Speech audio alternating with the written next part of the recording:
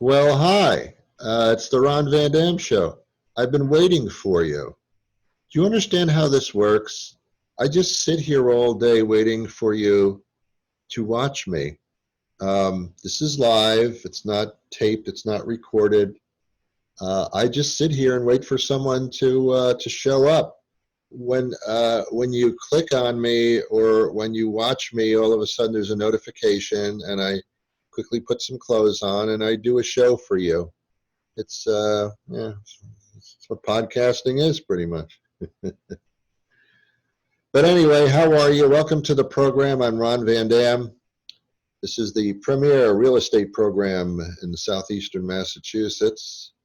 Now, wouldn't that be great? What I do is I sell houses. Like I sell like 10, 15 a day. What I do is I will take clients, put them in my car, and I drive them through expensive neighborhoods, and I point to the houses from the street and say, "That's a nice house. Do you want that house?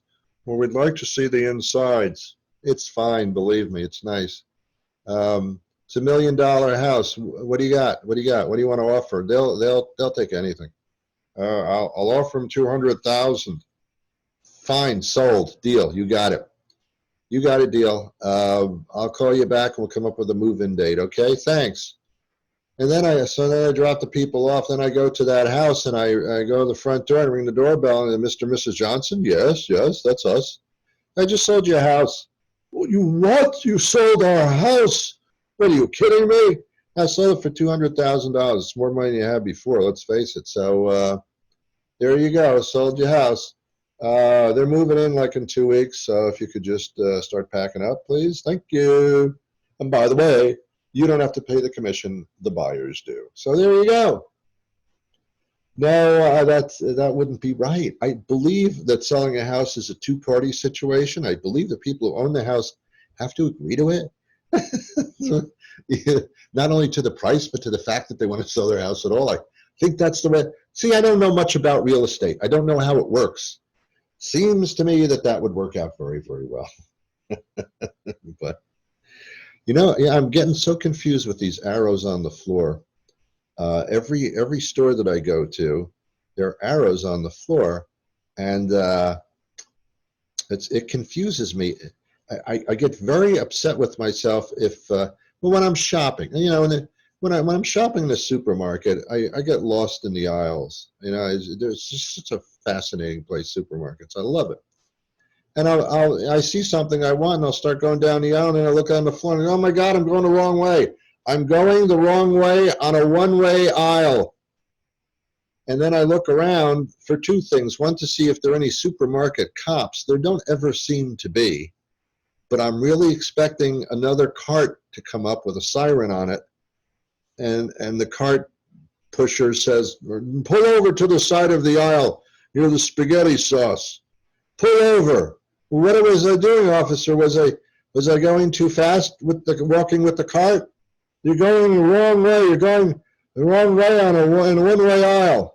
Oh my God, I'm so sorry. I could have killed somebody with my cart if I touched carts with them. Yes. No, my God, the wrong way. Is this a moving violation? Will it show up on my insurance or on my record? No, it won't. No. Yeah, I don't know. It's next they're probably gonna have traffic lights or something there, or yield signs. I have no idea. It's getting crazy, man. Arrows on the floor. And then some of the other shoppers, some of the customers there, if I'm going the wrong way down the aisle, they don't really say anything, but the stare they give you could knock you off your feet. They take their eyes and they penetrate your face with the mask on it. It's like, you bastard, you slithering bastard, you are going down the aisle the wrong way. What's wrong with you? Are you blind? Is something wrong with you? Everything's difficult. Everything's difficult. When I go to the bathroom now, I can't touch anything because I don't know what other people have been in the bathroom. It's a bathroom, I mean, you're never supposed to touch anything in a bathroom, but now especially. So when I go to the bathroom, I get a paper towel and I don't touch anything. I'll touch the toilet seat with the paper towel and then throw the paper towel. I get another paper towel and touch another paper towel. I won't pick up a paper towel without a paper towel in my hand because I want to touch the paper towel directly. I have to have a paper towel in my hand, touch the other paper towel. Then I wash my hands. I know they suggest washing your hands for 20 seconds. I figure four or 5 minutes is really safe. Really, really. I mean, I lather up to the point where it's like a bubble bath in there. It's fantastic. So I go a little overboard. I go a little overboard. And so I lather it up, and then I get another paper. I go through like a ream of paper towels when I go to the bathroom in a public place. And then, instead of grabbing the door to the men's room, I have to get a paper towel and I have to shield my hand. And then once the door is open, I hold it open with my knee and I throw the paper towel across the room, and it usually lands in the trash because I'm quite good at that. It's kind of the only thing I'm good at is throwing a paper towel into the trash bucket from a good distance. Yeah, so I'm being really, really careful now. I don't know. I don't really know. I did not dress up for you today. Usually I'm in a tuxedo, as you know, but today I figured I don't care because I don't really at this point care too much. Look, if you're not going to dress up, why the hell should I? I mean, really. I mean, you're sitting somewhere, and by the way, in a very odd position. If you could just put your legs together, I think that would help me greatly in my distractions. People don't know how to sit anymore. Okay. Anyway, so you're not dressed up. You're looking kind of like sloppy. So why should I bother? I think I told you on the last show. I don't remember. There was some girl being interviewed on WBZ News, and the reporter was saying, "Is there anything that you like about this this quarantine, this shutdown thing?" And she said, "Well, to be honest with you, I like going through the whole day wearing my yoga pants. I kind of like that." And at that point, I realized this thing has gone too far. It's a dangerous, horrible thing, but when society says out loud, "I'm happy just wearing my yoga pants all day," I'm done. I am done. I am done. That is not acceptable. I think it was Walmart that started this. Walmart, I believe, had a policy when they opened that you could not shop in their stores unless you wore your pajama pants. I don't know if it was an official policy, but everybody seemed to have understood that that was the case. When I remember that if I had to go shopping at Walmart, I would have to run home first and put on stained clothing or something that was not if I was dressed up and I walked into a Walmart, I would be mauled. I would be they would beat me with their own merchandise. The shoppers would just stay frozen in position. Oh my God, he's dressed up. And it would freak them out. They wouldn't know, what do I want to do? What am I going to do? What am I going to do? What am I going to do? What am I going to do? Is a dressed up guy? What am I going to do? Yeah, that happened. So I run home and I change into the sloppiest thing I can find, and then I'm well accepted. This is a true story. I don't make things up unless I have to. This is a true story, though. I went into Walmart at 6 o'clock in the morning because they have senior hours, and I technically am a senior, sort of. So I'm at 6 o'clock in the morning, and it's wonderful going during senior hours to Walmart because no other seniors would possibly get up that early. Although you can just wear your pajamas, granted, but I'm usually the only one in the store. But on this one day, I'm walking in, and there's this lady who greets me, This is the Walmart greeter that you've read about, but you never seem to see them. This is a Walmart greeter. She was probably like 50 years old or something. And she was standing there near the front door, and I started walking, and I said, "Good morning," in a very pleasant manner. Even through my mask, you could tell that I was smiling. I was being very pleasant. And she said, "No, I'm sorry, sir. This first hour is only for seniors." And I said, "Wow. First of all, thank you."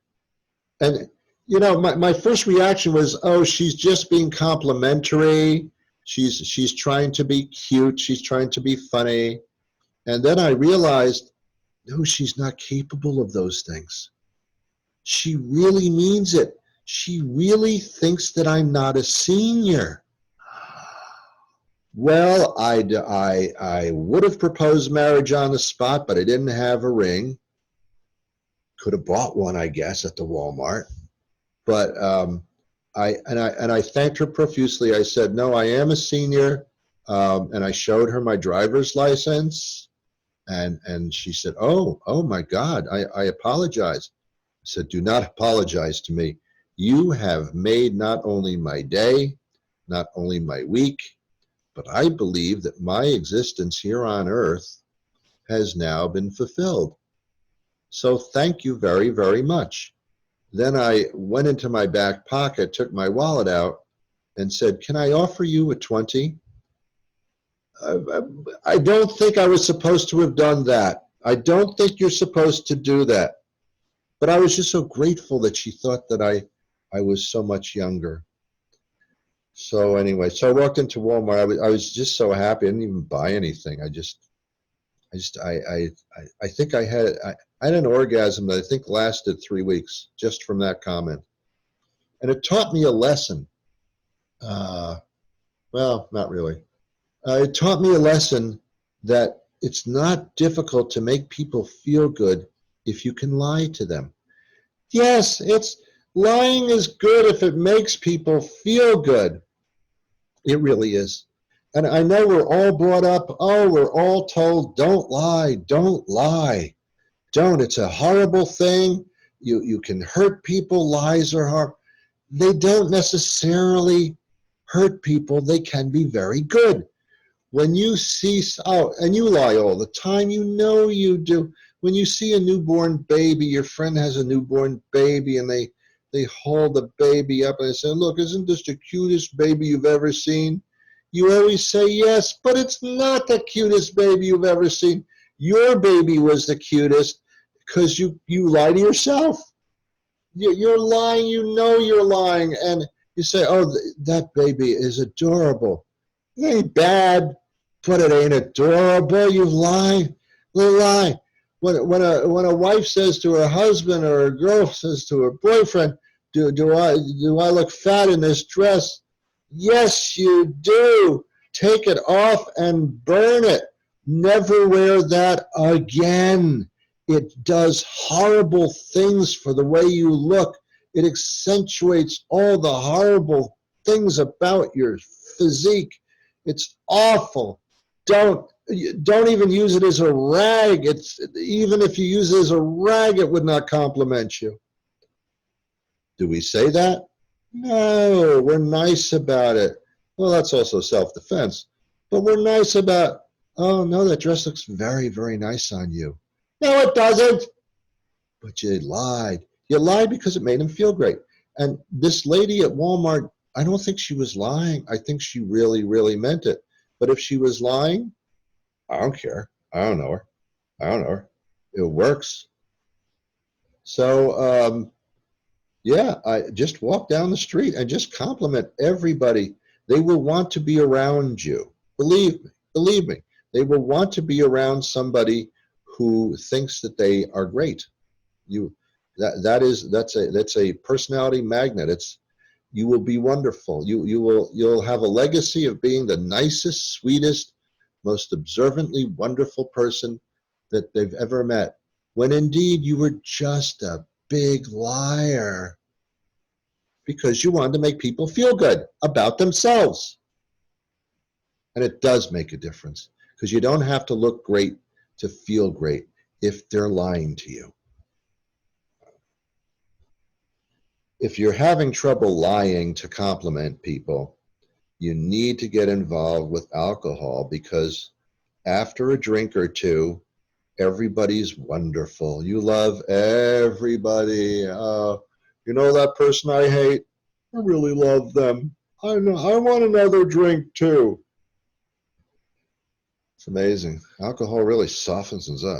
That's why they don't want to open the bars because people just get too smushy with each other, and that's the dangerous thing right now. So yeah, no bars for you. Nope, nope, nope. All right, what do you want to do next? Well, why don't you talk for a while? Why don't you just talk and I'll just sit here? How's it feel, huh? How's it feel? How's it feel? Huh? You give someone a requirement and then and then they turn the tables on you. Yeah, I know.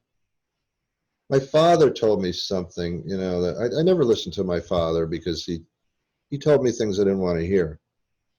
But the one thing he said to me that really rang true, because we used to argue a lot, because I was a teenager and he was a father. And I said, Dad, I want to be independent. You can't be independent. You're only 18 years old. I don't care. I know what I want. I'm going to change the world and I'm going to do this and I'm going to do that. And he said, you're Ron. He says, believe me, when you get to be my age, you'll understand. And I said, no, when I get to be your age, I will feel the same way I feel now. I know it for a fact, Father. Well, eventually, I got to be his age. And my father is no longer here. However, so I didn't have the chance to say, all that stuff you told me about how things would be different when I'm your age and then I'd understand everything you said. It happened. Do you ever have somebody come up to you and say, oh, I knew your father. You're just like your father. And you say to yourself, oh, no, that's not a compliment. Don't do it. Father was a great guy, but I did not aspire to be him. Oh, man. I don't know. It looks like I'm bald, but I'm not. See, look at this. Look at this. I have not been to a dentist in, in 4 months. I mean, a salon hairstylist. Look at how long this is. This is stretching all the way to Chicago. That's long. So I'm not really bald. I just have it tied back because it's too long and I can't do anything about it. I'm not ready to sit in a chair and have somebody cut my hair. I don't, no, I can't do that. I can't do that. And I may even grow a beard. My toenails are about 7 feet long now and they're starting to curl.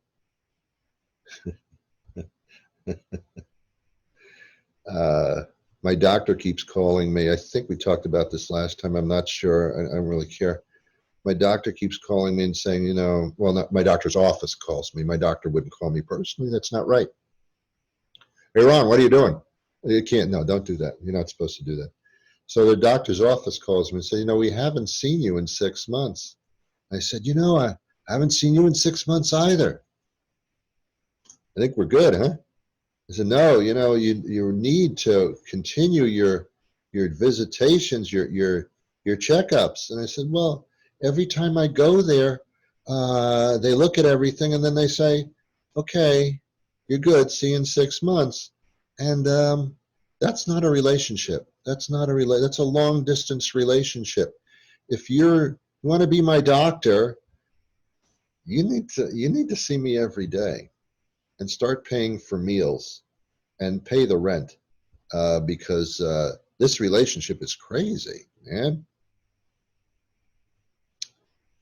I take my clothes off. I put on a robe or a gown, or they call it a gown.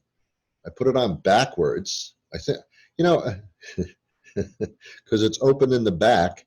I think you do that just so you can feel superior to me, because nobody feels superior wearing a hospital gown or a doctor's gown, open in the back.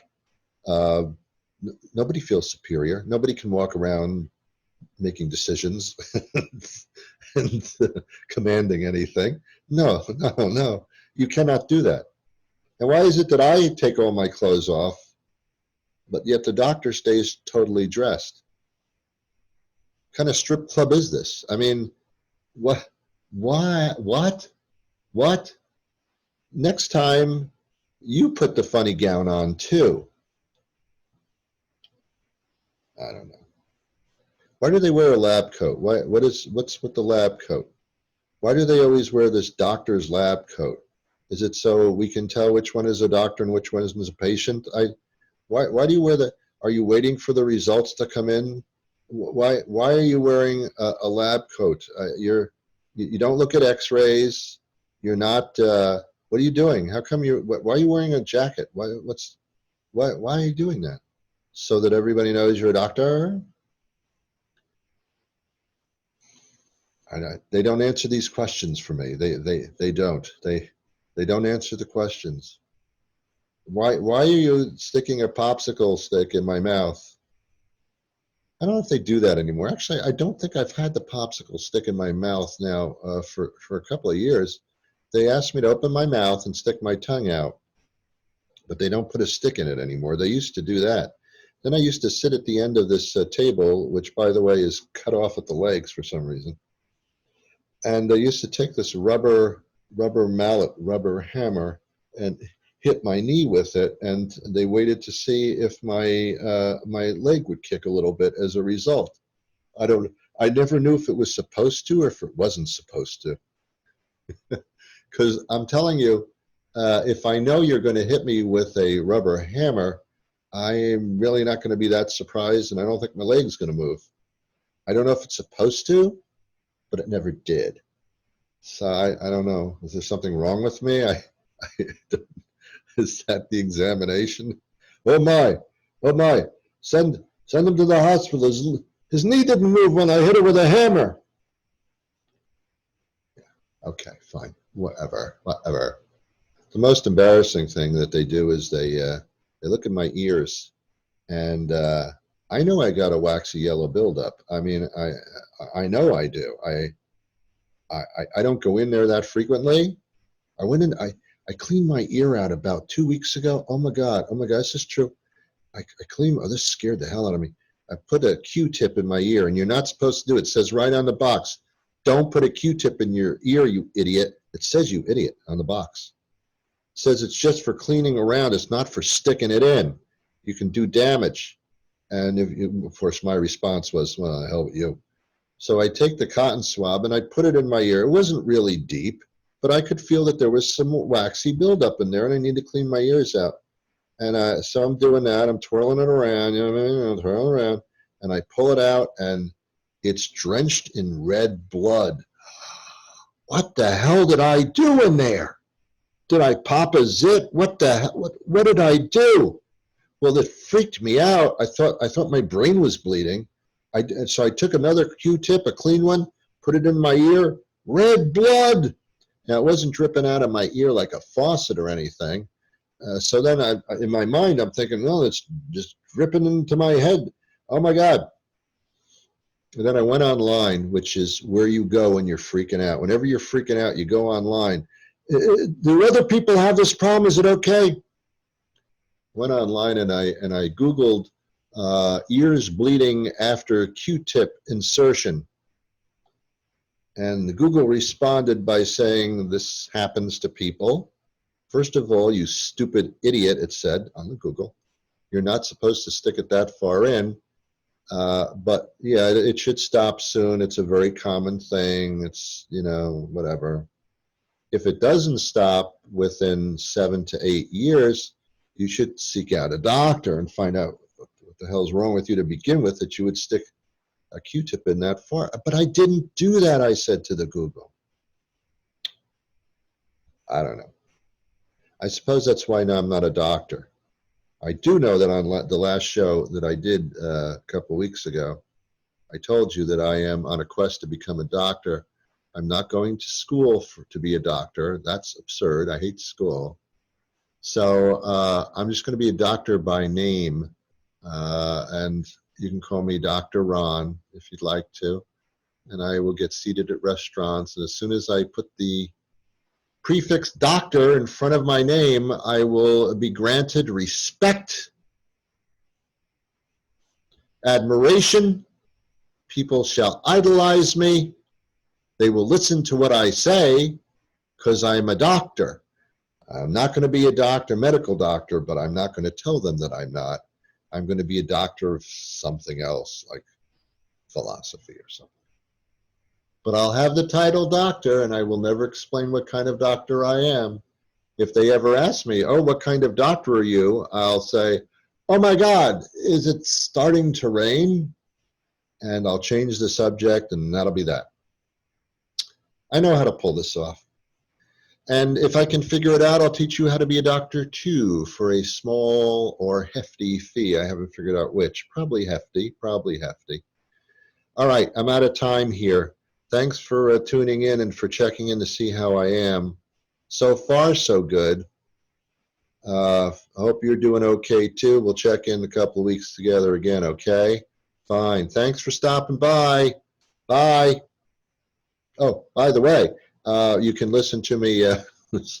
Sorry, I forgot to plug myself. You can listen to me. Go to ronvandam.com or newenglandbroadcasting.com. And we do another show every day on the radio thing. It's a radio podcasting. But until next time, I wish you peace.